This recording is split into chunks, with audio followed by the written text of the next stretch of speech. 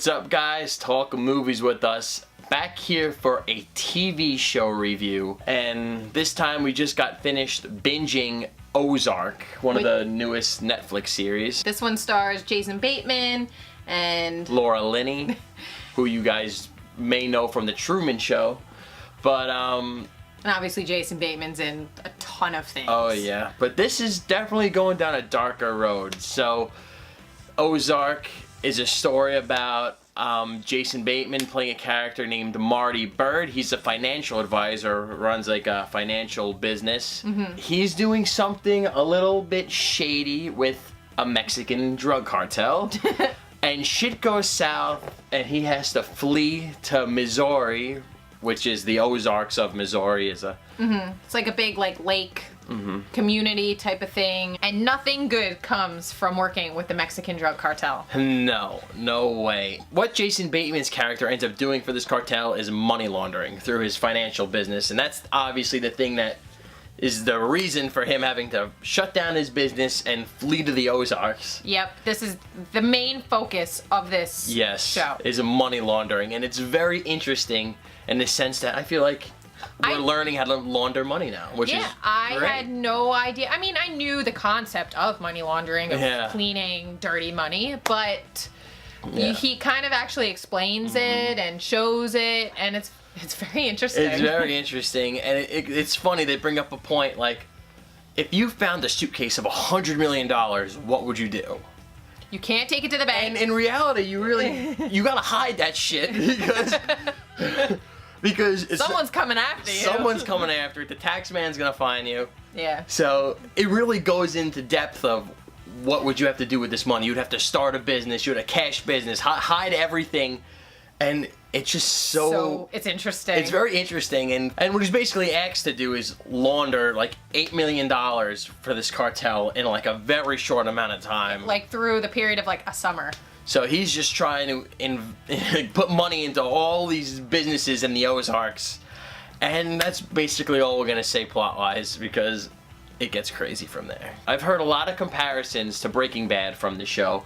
Oh yeah, I can definitely see a lot of similarities, but in a sense, it's its own thing. So. Yeah, it definitely is. The biggest comparison I could see is where Walter White is this science genius and, you know... Very smart. Very smart. Jason Bateman's character is... extremely smart. The same sense in, like, the numbers. And he's all about the numbers and the mathematics. And he says that numerous times in this show. I'm about the numbers. I'm about the numbers.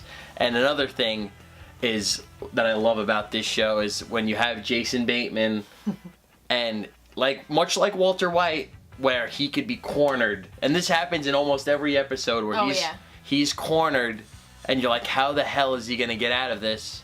But he's not a big guy. He's not gonna kill you. He's not gonna.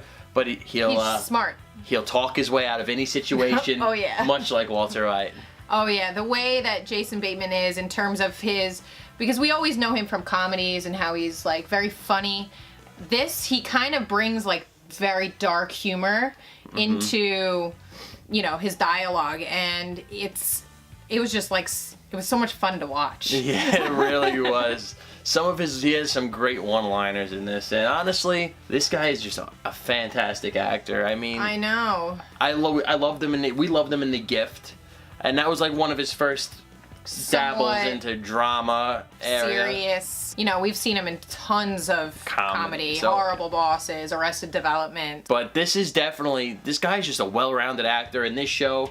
Fantastic. And I would love to see more of this from him, which I see we're getting. And a fantastic director. He directed most of these episodes. Yep. At the end of each episode, we said, directed by Jason Bateman. We said, holy shit, this guy's doing it all. I mean, I loved the film he directed, Bad Words. He directed. Oh, he did? Yeah. That movie's funny. That was a great dark comedy. And yeah, man, this guy's just doing it all.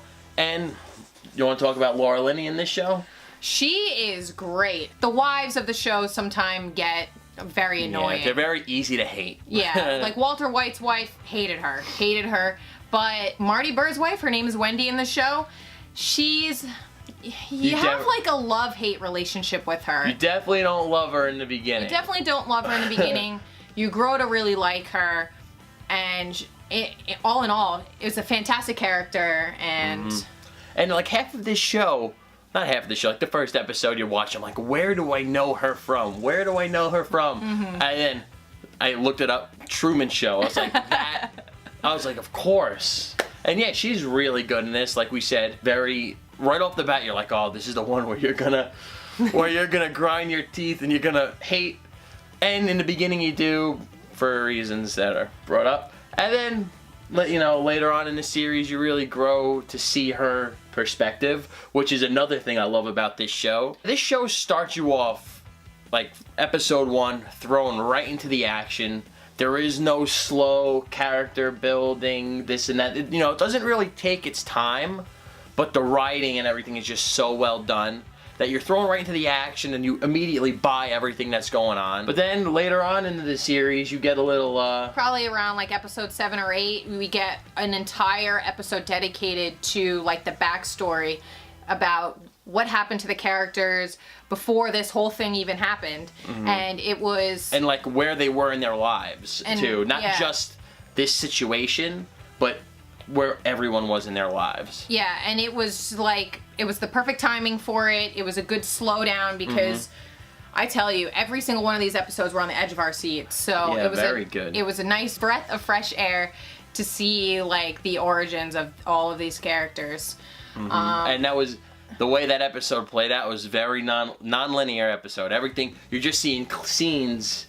Yeah. And then at the end of it all, you're putting it together in your head. And I thought that was really done well. The whole show is just done so well. Done. This is definitely one of my favorite Netflix originals. Oh yeah, I haven't watched many Netflix shows. I think the only one I've watched was Stranger Things. But this is just fantastic. It's definitely in the crime thriller area, much like Breaking Bad. We'll talk about the two kids, Jonah and Charlotte. Don't know their names, but they were very good in it as well, I think everybody was really, really well casted, and their kids, like you kept saying, like I could totally see them being Jason Bateman's kids in real life. Like I feel like they look like both the did they make kids for this show? They really do look. No, it's like, it's a very believable family. Yeah, it's, you buy right into it. One of my other favorite things about this show was the cinematography and how well everything was shot. I mean, there's a lot of landscapes because they definitely filmed on location for most of it. A lot of the shots are like set and you see the characters kind of coming in and out of frame, and I love that. Like cinematography for me is very important, and this was A+ for me, especially for like a TV show. It was amazing. Yeah, it was really good. Very well shot. Just like a movie, honestly. Yeah. And the villains too. Like, let's get back to like this Mexican cartel. Like, again, from that little flashback episode, you see where everything comes together, and the villains are really menacing and well done. It's so good. It's so good. Just watch it. Please watch it if you haven't watched it. Yeah, it's definitely worth your time for sure. This was a pleasant surprise. I mean, overall, Jason Bateman, just a great job, honestly. The guy directs in it, he stars in it. I mean, geez, he's doing it all. And now my only complaint is we have to wait until season 2. Man. We binged it in a few days. I'm sure some people will binge it in a day, but we paced ourselves a little bit. But now I just really want season 2. That's the problem with these Netflix shows is you could watch them at your demand, and it's just, what now? I know. And there's no confirmation it's being brought back yet. But I'm sure it will. It's getting a lot of praise. It's getting a lot of hype. As it should. Definitely. So what are we rating? What are we rating season 1 of Ozark? I'll go a solid A. Honestly, I thought it was everything I wanted it to be and more. No complaints. And yeah. I think I'm going to give it an A as well. I thoroughly enjoyed this, and I might even rewatch it because, after watching some of the later episodes, you kind of want to go back and watch a few of the earlier pieces episodes. Together. A is a good grade. A all the way. So, alright guys, thank you for checking out this review of Ozark. Let us know what you thought of this show down below in the comments. Let us know if there are any other Netflix shows that are some hidden gems that we should check out, right? Yeah, let us know. I mean, at this point, there's so many and they're rolling them out so quickly. I know, it's hard to keep up with them. What do you pick? Yeah, so let us know in the comments below. And as always, give this video a big thumbs up. like, comment, and subscribe. And we'll see you guys on the next video. Yes.